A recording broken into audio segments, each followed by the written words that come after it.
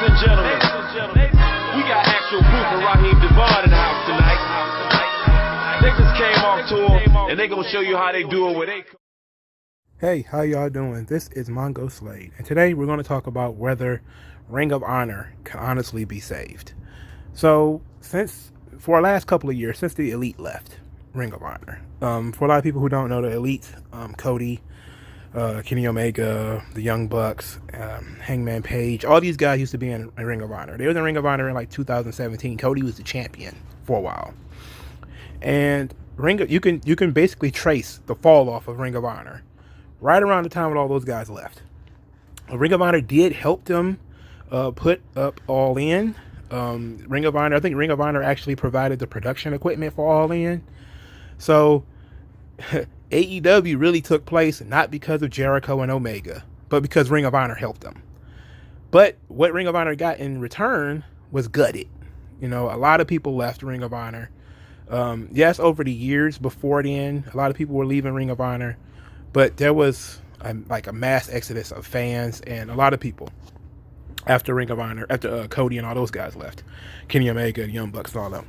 And then Ring of Honor was hit with some really big negative, bad press from the Kelly Klein situation. For those who don't know, Kelly Klein made it public that she wasn't being paid properly as a female performer. She was the Ring of Honor Women's Champion at the time. It went worse from there because as she was telling these stories about how horrible Ring of Honor was and how they didn't have proper medical equipment or medical staff and all this different stuff, and the pay wasn't correct. She was also having an affair with the guy who I believe was Joey Mercury, who was had broken the whole story. He had gone on Twitter and started tweeting at people and saying a bunch of crazy stuff. And then BJ Whitmer, who was married to Kelly Klein at the time, I think he was a producer for Ring of Honor. It came out that he and Kelly Klein were getting a divorce because he found out she was being unfaithful. So what ended up happening is Kelly Klein was pillow talking with Joey Mercury. Joey Mercury got frustrated, put all the stuff out on Twitter, putting Ring of Honor on blast. Then they did there was an article, I forget where, I think it was Newsweek, they did the article where they dumped all of the negative Ring of Honor stuff into that article. And then it came out not too long after that Kelly Klein had been pillow talking with Joey Mercury. That's how he got all that information. And since he was BJ Whitmer's wife, she was BJ Whitmer's wife, everything pretty much hit the head. And then, of course, Ring of Honor was also gutted because they had been doing different things with NWA over the last couple of years. Also, they also been doing some stuff with New Japan, but they were becoming sort of the worst part of these partnerships.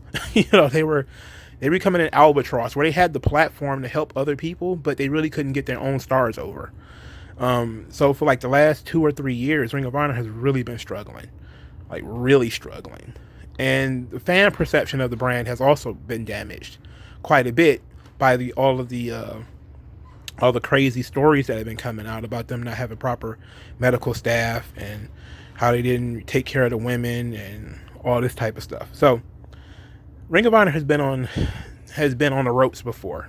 Ring of Honor is a promotion that's been around for over a decade. I believe it's actually because it was around in 2002, 2003, I believe.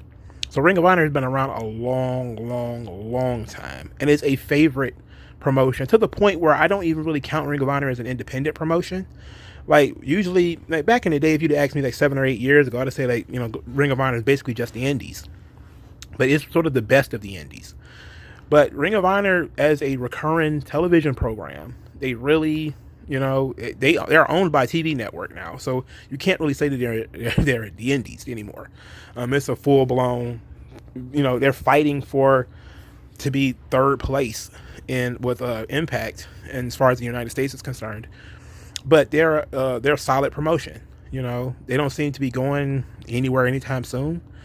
So then, of course, the shutdown took place, and you know, a bunch of people got. Also, I forgot to mention.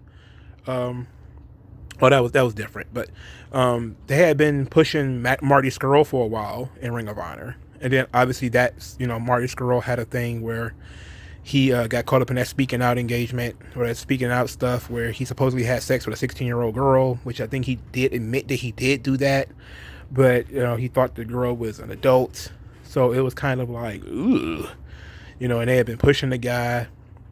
I guess thankfully he didn't win the title, but they had been pushing him for a long time, and he was actually, they had actually given him like a big money contract, and he was going to be, I believe, a producer or something like that. He's going to have some type of backstage power, a booker or something like that.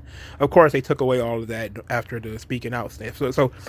So Ring of Honor has been in trouble. It's been on the ropes. Like, they're not quite knocked out, but they're on the ropes. Ring of Honor has not proven to be as resilient as Impact or TNA. Usually when something big happens with Ring of Honor, they struggle, like, for a long time. Like, they struggle for a while. Now, they do have some stalwarts there as far as some talented guys. They have some really talented dudes on the roster. And they have a good style. The mat-based grappling style of Ring of Honor, it's all steak, very little sizzle. And so it's for the hardest of hardcores. Like, it's for the people who actually want to watch professional wrestling in the United States. For a lot of people, it is the American version of New Japan, where you have some people who are just they're basically charisma vacuums, but they're good technicians. And Ring of Honor has always been a good place for somebody to ply their trade if they're an actual good wrestler. But with AEW now existing, along with NXT, the bidding war for talent is absolutely tremendous. You're going to, like, what you've seen as far as the exodus is concerned from places like the NWA, where you have guys, even in Impact, you have people openly saying they want to go to AEW or openly saying they want to try NXT.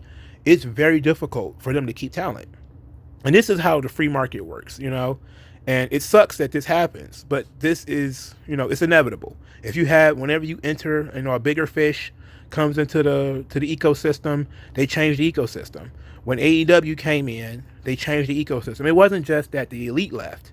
It's that now they have the money to hire away talent from Ring of Honor and other promotions. And they have done so. Matt Sydal jumped from Ring of Honor. He's not that big of a star. He's not huge. But he's just one of who knows how many people they tried to bring over from Ring of Honor. Now, some of the stalwarts, like a Jay Briscoe or a Jay Lethal, probably won't make the jump and likely won't make the jump anytime soon. They're probably locked up pretty tight. But you have a lot of people on the periphery who probably will be in danger of being snatched away. And, unless these are not lifetime contracts either. So who knows if AEW can actually survive and prosper for a little while. Who knows how long it will be before somebody who's even, a Ring of Honor regular decides to jump ship and leave. So that's kind of the situation that they're in now. Like, they have restarted their shows. I actually followed some of the shows on the channel. Ring of Honor has a small but dedicated fan base. So that's a good thing. It's not good for my channel because people very, very rarely watch those videos. But they have a small but dedicated fan base. But their fan base seems to be, again, very small. Very small. And anytime it gets inflated, it gets deflated really quickly. There was a big deflation of all the people who, like back when, several years back, when TNA was jumping, Ring of Honor was a solid number 3. Very solid, because it shared a lot of talent with TNA, where you have people jumping back and forth all the time. And then there was a schism between Ring of Honor and TNA, and then Ring of Honor kind of fell off a cliff again. And then over time, they kept to build themselves back up with new talent. It took a long time, but they was able to do it. And then, various other things started to happen. So that's the situation that they're in now, where they have some talented guys. They have Roosh, they have Dragon Lee. They have, some guys there, but those guys are always tempted to go somewhere else. There's been stories that Andrade and Roosh and Dragon Lee, they were the original Los Ingobernables, that, maybe Andrade is going to, pull some strings to try to get Roosh to jump ship to WWE. It hasn't happened yet, and I think that both him and Dragon Lee have re-signed. But knowing that that's possible, that could very well suck for Ring of Honor, because he's the world champion right now. He's one of their top guys. And who knows? Like, they've put a lot of effort into Roosh. They gave him a long-term undefeated streak, and they gave him the title. I think he's on the second reign now. So, and they have some guys that are probably not available due to the pandemic and stuff like that. They've also kind of been trying to bring back the women's division. That's going to be very difficult too. They reintroduced the Pure division, which has been great. That has been a fantastic idea. So they have some good ideas. The foundation, they have some good ideas there as far as the Pure division. Their tag team division is pretty solid. Their TV show is solid, but it's not always up to date. That's always been the problem with Ring of Honor, is that you watch the shows, and the TV shows, one, you can't fucking find them. You have to go to the website to watch the shows. Nobody talks about the damn shows. So you can't build a community when nobody talks about the shows, right? Like, that's part of what keeps AEW alive, or what keeps wrestling alive, period. For starters, with WWE, it is mutual hatred. People watch WWE to hate watch it. They have they unify around hate. AEW unifies around love. Everybody loves AEW because they want to see it succeed, and it's new and it's fresh, and they haven't been able to figure out what's going on backstage yet. Tony Khan is the greatest guy of all time. He's the greatest guy in the whole wide world. So, but that can't be said for everybody in other promotions because they've been exposed so many times. There's been so many exposés on WWE. Vince McMahon is a horrible devil.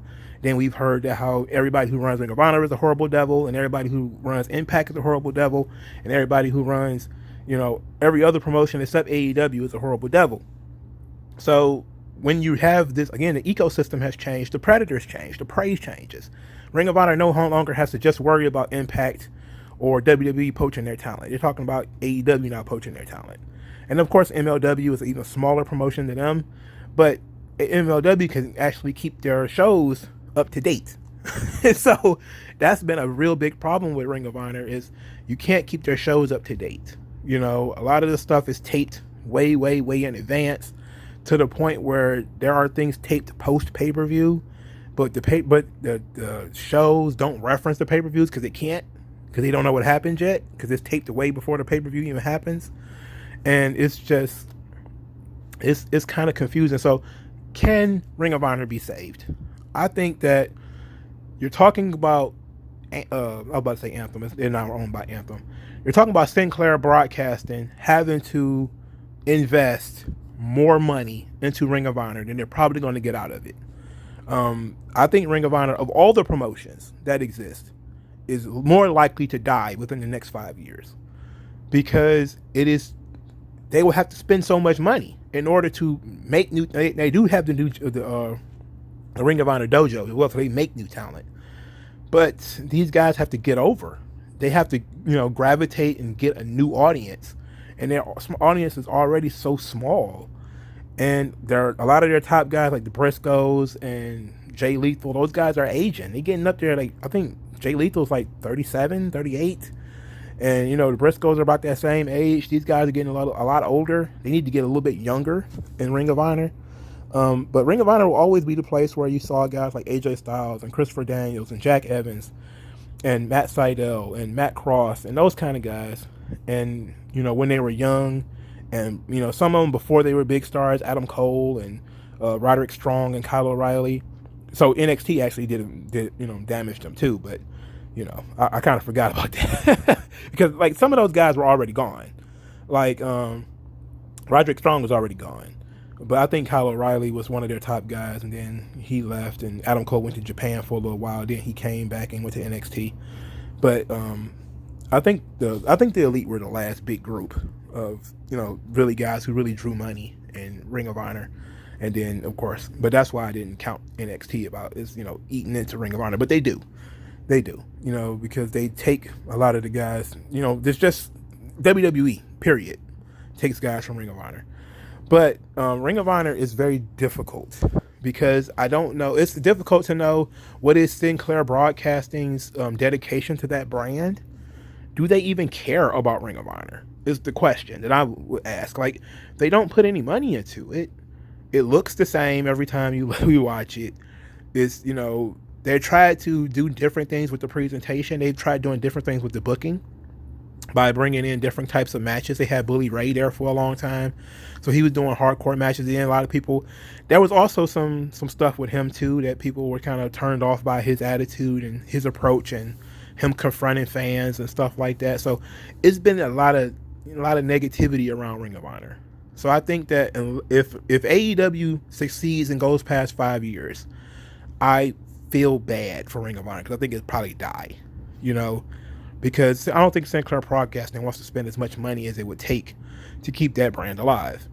And it would be sad to see, you know, Ring of Honor go away, but I don't think that they have enough people subscribing to their services and buying their pay-per-view events to justify, you know, bringing people in. Their whole thing is, you know, they're going to have to maybe make a real deal with the NWA and hopefully can galvanize just the two of them and build something stronger, where maybe the Ring of Honor title is sublimated to the NWA belt, and or something to that effect, or maybe unify them, or just have a double champ for a long time and try to bring in the NWA talent, which oddly enough is a bunch of other older people. You know, like a lot of the NWA guys are older, you know, Ken Anderson and not James Storm, all those guys. A lot of those guys are like in their late 30s, early 40s. So it's very difficult. It's going to be very, very hard. But when you have your competitors working together, you know, this Impact AEW thing is a threat to Ring of Honor. You know, even if Ring of Honor was to get involved with that, which who knows whether they will or they won't, it's still a threat, because there's still this idea of people who are going to be able to jump ship to other promotions. And if Sinclair Broadcasting is not willing to spend the money to, you know, make the shows more up to date, to promote the goddamn shows so that people can actually know where to find them and know where to see them, and to make the pay-per-views and stuff like that more must-see, I don't see how it can survive. But let me know what you guys think in the comment section below. Like this video, share this video, subscribe to this channel. I thank you guys for listening. Send me some money. I would appreciate that. Thank you kindly, and I'll talk to you guys later. Yeah, shed light. I know what that's like.